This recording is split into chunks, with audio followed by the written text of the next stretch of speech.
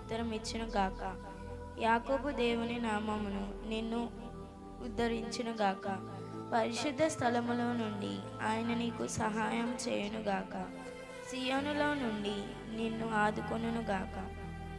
ఆయన నీ నైవేద్యములన్నిటినీ జ్ఞాపకం చేసుకొనును గాక. నీ దహన బలులను అంగీకరించును గాక. నీ కోరికను సిద్ధింపజేసి నీ ఆలోచన యావత్తును సఫలపరచును గాక.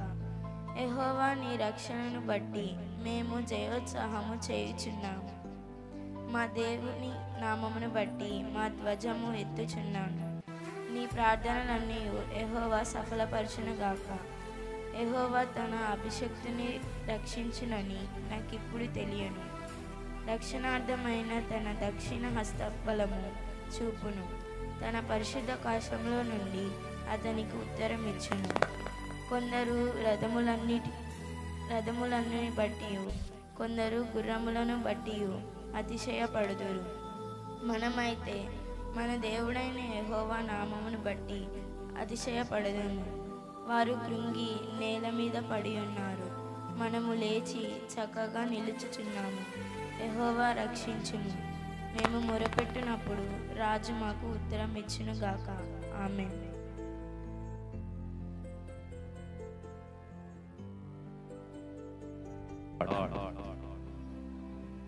కొద్ది నిమిషాలు దేవుని స్తుతిద్దాం. కొద్ది నిమిషాలు దేవుని ఆరాధిద్దాం. ఆ జీవము కలిగిన దేవుడు మనల్ని సజీవులుగా ఉంచినందుకు, తన రెక్కల చాటున మనల్ని భద్రపరుస్తున్నందుకు, దినదినము మనకు తోడుగా ఉంటున్నాడు. ఆయన లేకపోతే మనం ఏమైపోదుమో. కొద్ది నిమిషాలు దేవుడు మనకిచ్చిన ఆ జీవాన్ని బట్టి, ఆయుష్ను బట్టి, ఆ క్షేమాన్ని బట్టి, కాపుదలను బట్టి, ఆ రక్షణను బట్టి ఆ దేవాది దేవునికి కొద్ది నిమిషాలు స్తుతిద్దాం.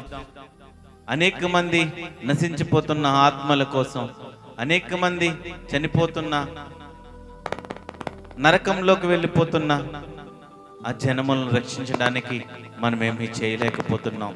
ఈ దినమున దేవుడు మనకు సమయం ఇచ్చింది దేనికంటే ఆ దేవాది దేవుణ్ణి స్తుతించడానికి, ఆ జీవము కలిగిన దేవుణ్ణి ఆరాధించడానికి, ఆయనతో మనం సహవాసం చేయడానికి, ఆయనతో సన్నిహిత సహవాసంలో మనం వెళ్ళడానికి.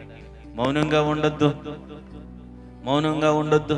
దేవుణ్ణి స్తుతించండి, దేవుణ్ణి స్తుతించండి, దేవుణ్ణి ఆరాధించండి. దేవుడు జీవము కలిగిన దేవుడు. మనము ఏ పాటి వారము, ఇంతలో కనబడి అంతలో మాయమైపోయి ఆవిరి వంటి వారము. అటువంటి జీవితాలను ఆ పెంట కుప్పల మీద ఉండి ఆ దీనులుగా దరిద్రులుగా ఉండవలసిన మనల్ని కేవలం తన కృప ద్వారా మనకు రక్షణ ఇచ్చాడు. ఈ దినమున మందిరంలో ఉండి మనం దేవుణ్ణి స్తుతిస్తున్నామంటే, దేవుణ్ణి ఆరాధిస్తున్నామంటే అది కేవలం ఆ జీవము కలిగిన దేవుడు మనకిచ్చిన ఆధిక్యత. Thank you Jesus. అందరు దేవుణ్ణి స్తుతిద్దాం, దేవుణ్ణి ఆరాధిద్దాం.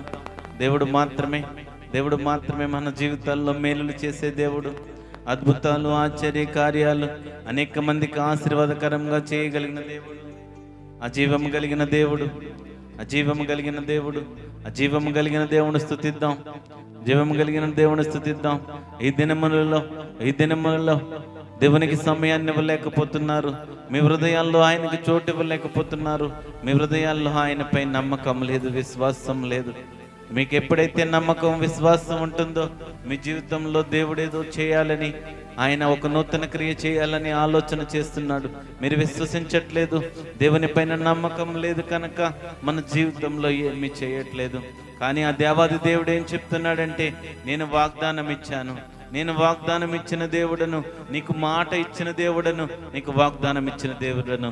తగిన కాలంలో, తగిన సమయంలో నీకు వాగ్దానాలన్నీ నెరవేర్చే దేవుడు. ఎవరు కూడా మౌనంగా ఉండొద్దు. ఎందుకంటే ఆయన నిన్ను ప్రేమిస్తున్నాడు, ఆయన నిన్ను కోరుకుంటున్నాడు.